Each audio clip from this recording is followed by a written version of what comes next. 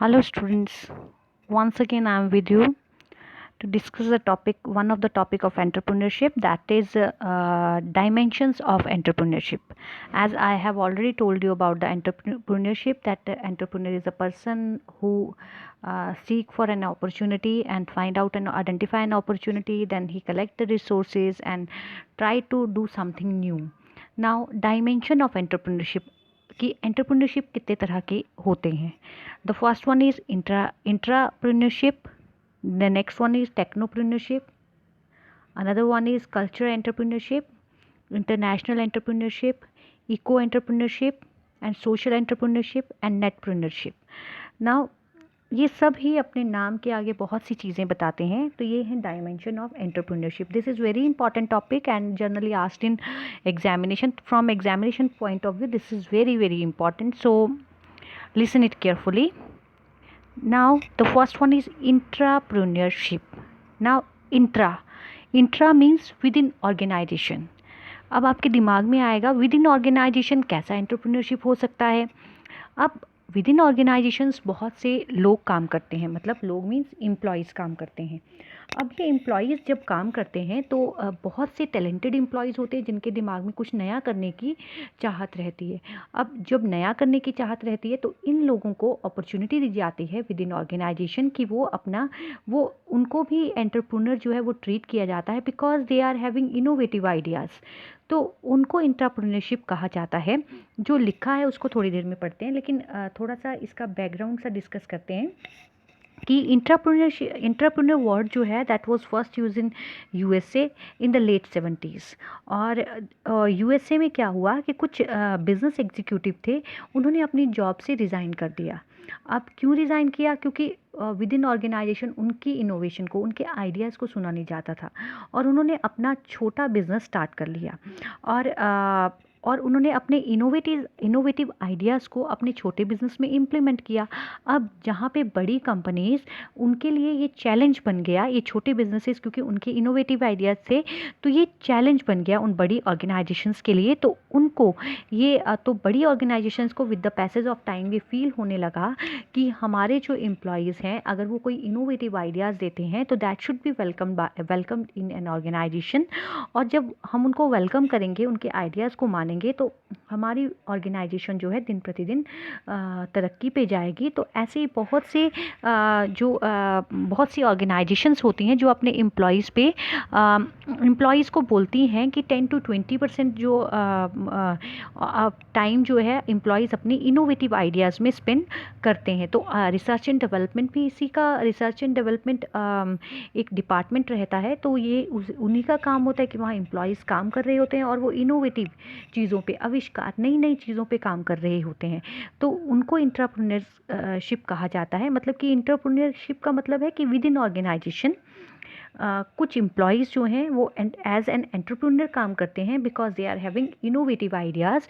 उनके पास innovative creative ideas होते हैं, न्यू आइडियाज़ होते हैं and they put their ideas into a reality form within organisation. That's why it is called intrapreneurship. Now intrapreneurship मैंने आपको बताया. तो अब क्या, जैसे लिखा है क्या, intrapreneur is an employ of the business, कि वो बिजनेस का एम्प्लॉय रहता है. They are provided with the authority and support to create a new product. मतलब कि उनको एक अथॉरिटी दी जाती है, एक अधिकार दिया जाता है और उनको सपोर्ट किया जाता है ताकि वो एक नया प्रोडक्ट बना पाएँ. और नया प्रोडक्ट हमेशा नया नहीं होता. नए प्रोडक्ट का मतलब होता है कि एग्जिस्टिंग प्रोडक्ट में ही कुछ साइज़ में, कुछ कलर में, कुछ उसके मॉडल में चेंजेस लेके आने हैं. एंड अलॉन्ग विद दैट अगर आप नए रॉ मटेरियल्स को यूज़ कर रहे हैं, जो sources of raw material find out कर रहे हैं, that is also a new product. The third one is they are innovative people. वो नए आइडियाज़ लाते हैं ऑर्गेनाइजेशन में and support the business with the new ideas. और नए आइडियाज़ के साथ बिजनेस को सपोर्ट करते हैं. तो इंट्राप्रेन्योरशिप का मतलब ही यही है कि विद इन ऑर्गेनाइजेशन जब इनोवेटिव आइडियाज़ आते हैं और वो इनोवेटिव आइडियाज़ आते हैं एम्प्लॉयज़ को. अभी जो एम्प्लॉयज़ होते हैं उनको, अब वो सैलरीड पीपल होते हैं, उनको ऑर्गेनाइजेशन से सैलरी मिलती है और अलॉन्ग विद सैलरी उनको सैलरी के साथ साथ जो वो नया काम करते हैं उनके लिए भी उनको इंसेंटिव्स दिए जाते हैं। लेकिन एंटरप्रेन्योर जैसे उसका होली सोली रिस्क रहता है ऑर्गेनाइजेशन में, वैसा इंटरप्रेन्योरशिप को नहीं रहता। क्यों नहीं रहता? Because they are the employees of the business.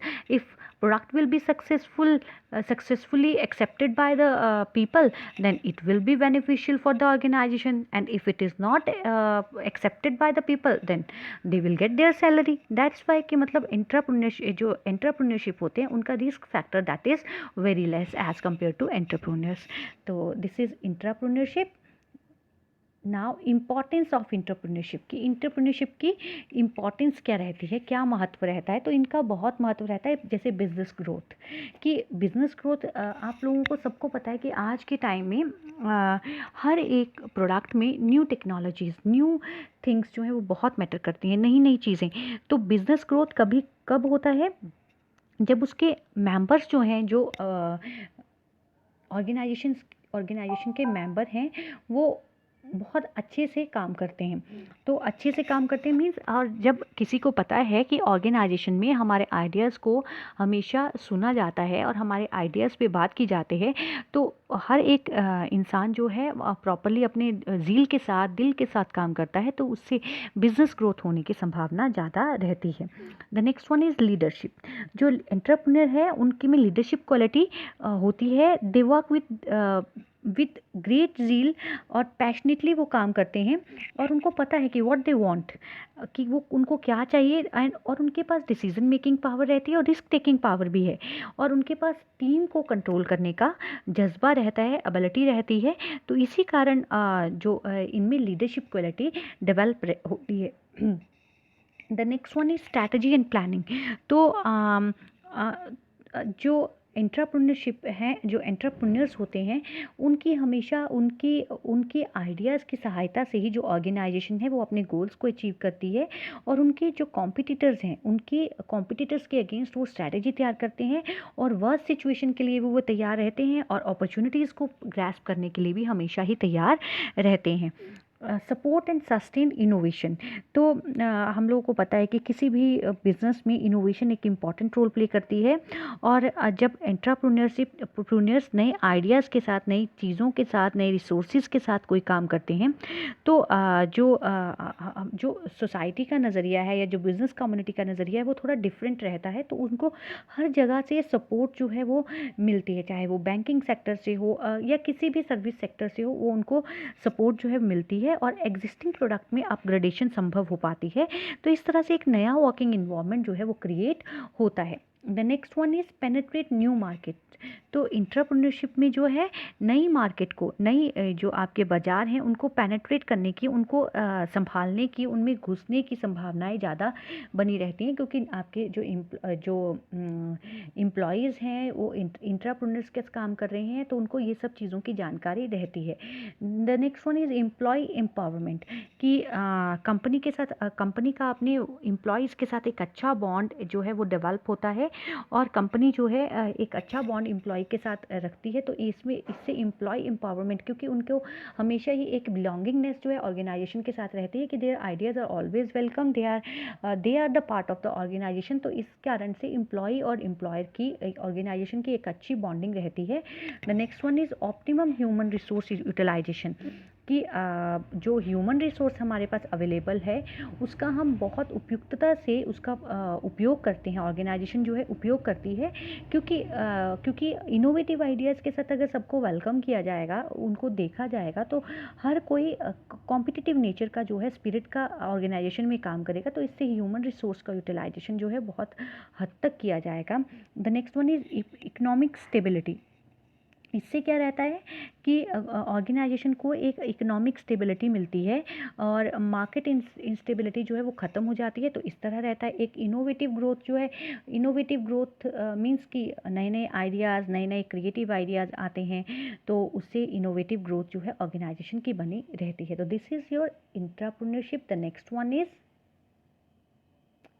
टेक्नोप्रेन्योरशिप.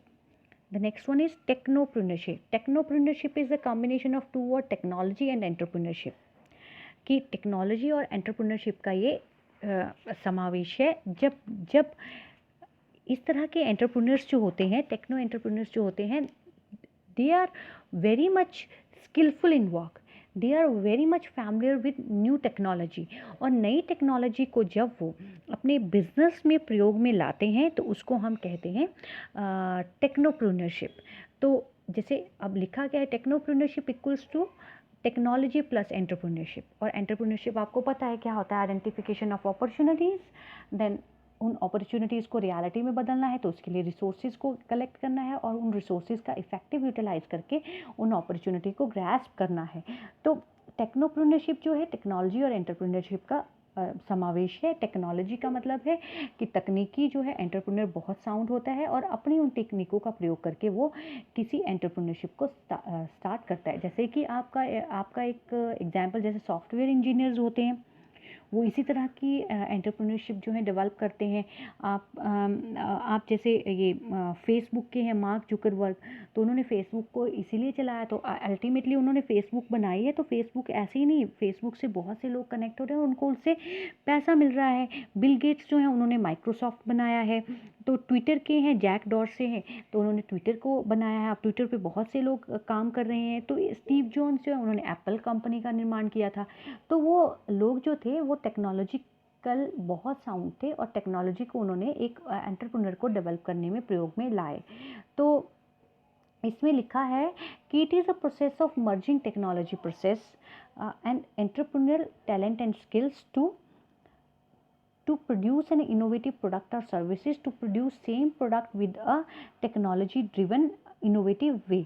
तो ये टेक्नोलॉजी प्रोसेस है, मर्जिंग टेक्नोलॉजी प्रोसेस को एंटरप्रेन्योर टैलेंट और स्किल के साथ मर्ज करना है, इकट्ठा करना है।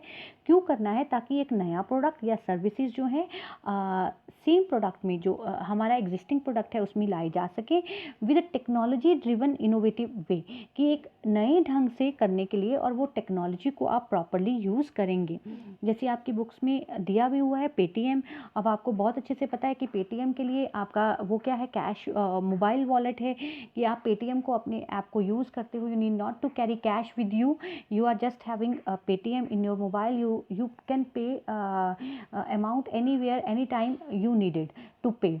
तो इस तरह से पेटीएम को आप यूज़ कर सकते हो। तो ये भी जैसे पेटीएम बनाने वाले स्टार्टेड बाय विजय शेखर शर्मा, उन्होंने बनाया है और उनका मेन मोटिव यही था कि हमें कैश को कैरी नहीं करना पड़े। तो ये सारे एग्जांपल हैं जहाँ पे टेक्नोलॉजी को इस्तेमाल करके आप इस तरह की चीज़ें जो है बनाते हैं। या फ्लिपकार्ट जिन्होंने बंसल बंधुओं ने बनाया है, तो वो भी क्या थे, वो भी आपस में आईटी से पढ़े हुए प्रोफेशनल हैं, सॉफ्टवेयर इंजीनियर हैं, जिन्होंने अपनी सॉफ्टवेयर स्किल्स को यूज़ किया और उन्होंने ये फ्लिपकार्ट जैसी ऑर्गेनाइजेशंस को बनाया और उससे उन्होंने अल्टीमेटली अपना वो भी एंटरप्रेन्योरशिप, मतलब टेक्नोलॉजी बेस्ड एंटरप्रेन्योरशिप को वो चला रहे हैं।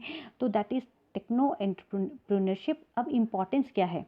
तो इम्पॉर्टेंस इसकी है, जैसे फर्स्ट है आपकी एम्प्लॉयमेंट जनरेट। अब आपको पता है यहाँ पे एम्प्लॉय की जगह आएगा एम्प्लॉयमेंट जनरेशन।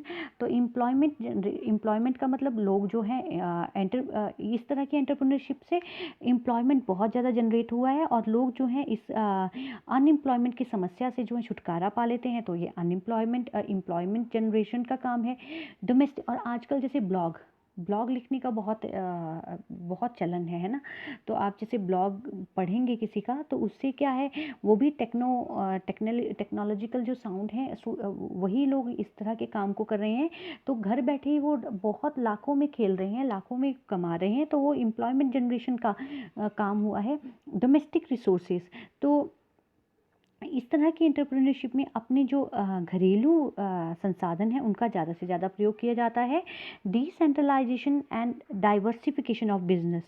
तो ये टेक्नोप्रेन्योरशिप जो है बिज़नेस अपॉर्चुनिटीज़ को बहुत अवेल करते हैं और अपने बिज़नेस को सुटेबल एरियाज़ में एस्टेब्लिश करते हैं, और वो रूरल एरिया में भी हो सकता है। तो डिसेंट्रलाइजेशन है, डाइवर्सिफिकेशन ऑफ बिजनेस है, कि अपने पावर को अपने पास नहीं रखते हैं, हर जगह का विकास होने की इसमें संभावना रहती है।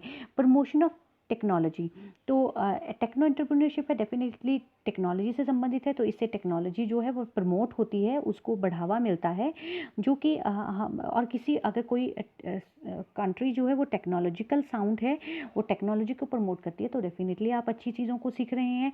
फॉर्मेशन ऑफ कैपिटल, तो इस तरह की एंटरप्रेन्योर्स जो हैं वो कैपिटल को लेके आते हैं, मतलब बहुत से संसाधनों का यूज़ करते हैं और अपनी कैपिटल जो इंक्रीज होती है। प्रमोशन ऑफ एंटरप्रेन्योरल कल्चर, तो इस तरह की जो प्रोजेक्ट्स जो हैं जिनमें लोग इन्वॉल्व होते हैं, एम्प्लॉयमेंट आते हैं, तो उसमें एंटरप्रेन्योर मतलब अपनी तरह का बिजनेस करना है, और ये रोल मॉडल्स क्रिएट होते हैं यंग लोगों के लिए, नौजवानों के लिए। तो इस तरह से ये टेक्नोप्रेन्योरशिप की इम्पोर्टेंस रही है। The next one is cultural entrepreneurship. तो कल्चरल एंटरप्रेन्योरशिप का मतलब है कि यहाँ पे एज अ नेम इंडिकेट कि यहाँ पे कल्चर को ज़्यादा मतलब अपनी संस्कृति को बढ़ावा देने की बात की जाती है। आपकी बुक्स में एग्जांपल दे रखा है कि जैसे कुछ टाइम से हमारे यहाँ योग का या पतंजलि के प्रोडक्ट्स आप देखते हैं कि रामदेव जी ने बनाए हैं, और रामदेव जी यही कहते हैं कि शुद्ध खाओ, हमेशा स्वस्थ रहो। तो योग प्लस उन्होंने पतंजलि के बेस पे कि हम अगर शुद्ध आटा दे रहे हैं, शुद्ध आपको दलिया मिल रहा है, शुद्ध दालें दे रहे हैं, तो वो भी कल्चर एंटरप्रेन्योरशिप है, क्योंकि उन्होंने अपनी संस्कृति को बढ़ावा दिया है। तो संस्कृति को बढ़ावा देने के लिए एंटरप्रेन्योरशिप जब काम किया जाता है तो उसको कल्चर एंटरप्रेन्योरशिप कहा जाता है। तो इसमें डेफिनेशन क्या लिखी है? Culture entrepreneurship refers to the entrepreneurial activity of cultural changing agents and resourcefully visionaries who organize culture, financial, social and human capital to generate revenue from a cultural activity। कि culture entrepreneurship वो entrepreneurship होता है जो जिसमें कि culture changes या कुछ vision के साथ, जहाँ पे कल्चर को सहेज के रखना है, फाइनेंशियल सोशल कैपिटल को, ह्यूमन कैपिटल को जनरेट करना है, ताकि हम अपनी संस्कृति को कंजर्व करके रख सकें। तो इसी का मैं एग्जांपल देती हूँ। जैसे धर्मशाला में एक टिप्पा इंस्टीट्यूट है, Tibetan institute of performing arts. तो वहाँ पे अगर आप कहीं जाएं तो आपको जगह जगह पे एक जो तिब्बतियन आर्ट्स के बच्चे हैं वो पेंटिंग्स बनाते हुए दिखेंगे।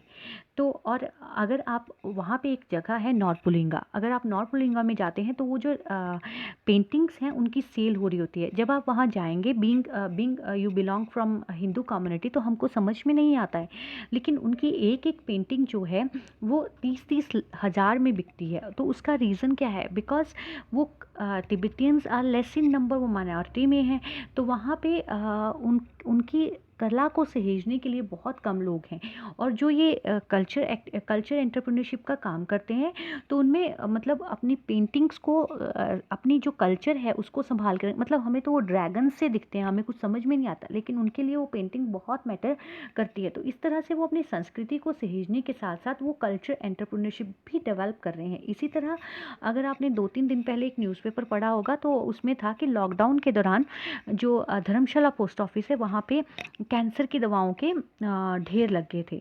मतलब बसेस इधर उधर, ट्रांसपोर्टेशन, सोर्स ऑफ ट्रांसपोर्टेशन नहीं था, मोड ऑफ ट्रांसपोर्टेशन नहीं था, तो इधर उधर नहीं जा रहे थे। लेकिन वहाँ पे एक हॉस्पिटल चलता है जहाँ पे तिब्बतियन पद्धति से लोगों को कैंसर से मुक्ति दिलाई जाती है। और जो उसके अब उनका नाम थोड़ा अटपटा सा है, वो नाम मैं स्किप कर रही हूँ, लेकिन उनको लास्ट ईयर नोबेल प्राइज़ जो था, वो नोबेल प्राइज़ तो नहीं, उनको एक प्राइज़ दिया गया था, भारत रत्न या समथिंग कुछ ऐसा दिया गया था। तो अब वो कैंसर की ट्रीटमेंट करते थे। तो कैंसर यूमी शिमी समथिंग कुछ ऐसा, आप नेट पे सर्च कीजिएगा। तो और उनको प्राइज़ दिया गया था क्योंकि वो कैंसर से मुक्ति दिलाने के लिए लोगों की हेल्प करते थे। तो अब दैट इज़ ऑल्सो तिब्बतियन, वो अपने कल्चर को डेवलप कर रहे हैं और तिब्बतियन पद्धति से लोगों को कैंसर की दवा देके ठीक भी कर रहे हैं। तो वो भी क्या है? कल्चर एंटरप्रेन्योरशिप है कि वो अपने कल्चर को डेवलप कर रहे हैं। तो इस तरह का है। अब इम्पॉर्टेंस ऑफ कल्चर एंटरप्रेन्योरशिप की, कल्चर एंटरप्रेन्योरशिप की क्या इंपॉर्टेंस रहती है? सबसे पहले इम्प्रूव प्रोडक्टिविटी, कि कि लोग जो जो अपनी जगह के अपने वर्क प्लेस के कल्चर को अच्छे से जानते हैं, तो उनको अपने गोल्स के बारे में ज़्यादा पता होता है और उनको अपनी स्किल्स के बारे में अच्छे से पता है, तो वो हर चीज़ को मैनेज करने की, हर एम्प्लॉयज़ को, हर कस्टमर्स को मैनेज करने की कोशिश करते हैं और हमेशा they are very loyal towards their culture, और वो अपने कल्चर को सहेज के रखने की पूरी कोशिश करते हैं। फाइनली उससे प्रोडक्टिविटी जो है, उत्पादकता जो है वो इम्प्रूव होती है। The next one is increase marketability. तो जहाँ पे कल्चर की बात आती है तो यहाँ पे कल्चर एंटरप्रेन्योर जो है वो मार्केट में अच्छे रेपुटेशन के साथ काम करते हैं, और उनको अच्छे हमेशा ही अपनी रेपुटेशन अच्छे से बनानी होती है, और साथ ही वो कस्टमर के जो कस्टमर है उसकी चॉइसेस को पूरा ध्यान में रखते हैं, ताकि उनके बिजनेस को अच्छे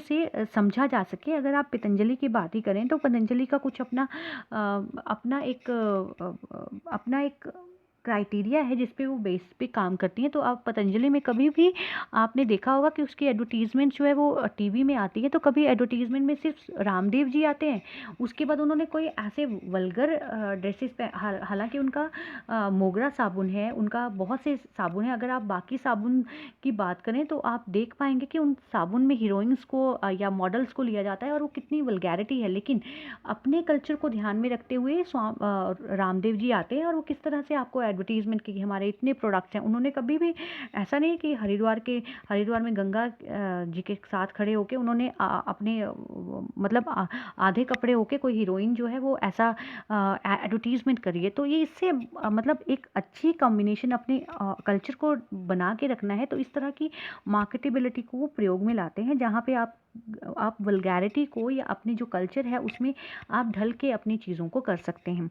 और यहाँ पे हाई मोरल तो है ही, क्योंकि लोग जो हैं एक दूसरे पे विश्वास से, एक टीम लॉयल्टी के साथ, फेथ के साथ जो है काम करते हैं। तो इस तरह का ये मोरल जो है हमेशा रहता है। कस्टमर सर्विस, तो जब कल्चर को जब कल्चर की बात आती है, कल्चर एंटरप्रेन्योरशिप की बात आती है, तो कस्टमर सर्विस के हमेशा ही ध्यान दिया जाता है कि जो ऑर्गेनाइजेशन, जो कंपनी है, वो अपने कस्टमर के साथ, अपने क्लाइंट्स के साथ, अपने सप्लायर के साथ जो है एक अच्छी रेपुटेशन जो है वो बना के चले, ताकि उनको आगे भी काम आए। और इसमें लीडरशिप क्वालिटीज़ तो स्किल्स हमेशा ही बनी रहती हैं, कॉपरेशन रहती है लोगों के बीच में, जितनी भी कॉपरेशन, कोलैबोरेशन, मोटिवेशन इंक्रीज होती है। टीम वर्क के रूप में एक टीम के रूप में काम करते हैं, चाहे एम्प्लॉयज़ हों, चाहे सुपीरियर हों, चाहे सबऑर्डिनेट्स हों, सबके साथ एक अच्छा रिलेशनशिप जो है कल्चर एंटरप्रेन्योरशिप में डेवलप होता है। तो ये आपका था डायमेंशंस ऑफ एंटरप्रेन्योरशिप, जिसमें हमने 3 डिस्कस किए हैं। The first one is intrapreneurship, जो विद इन ऑर्गेनाइजेशन इंटरप्रेन्योरशिप होते हैं। They are the employees of the organization and their new ideas are always welcome. The next one is techno entrepreneur, जो technology का प्रयोग करके अपनी एंटरप्रेन्योरशिप को develop करते हैं। कल्चर एंटरप्रेन्योरशिप मीन्स जो अपने कल्चर को ध्यान में रख के किसी एंटरप्रेन्योरशिप को डेवलप करते हैं, that is culture entrepreneurship. Hopefully you can better understand after reading your books. So thank you so much for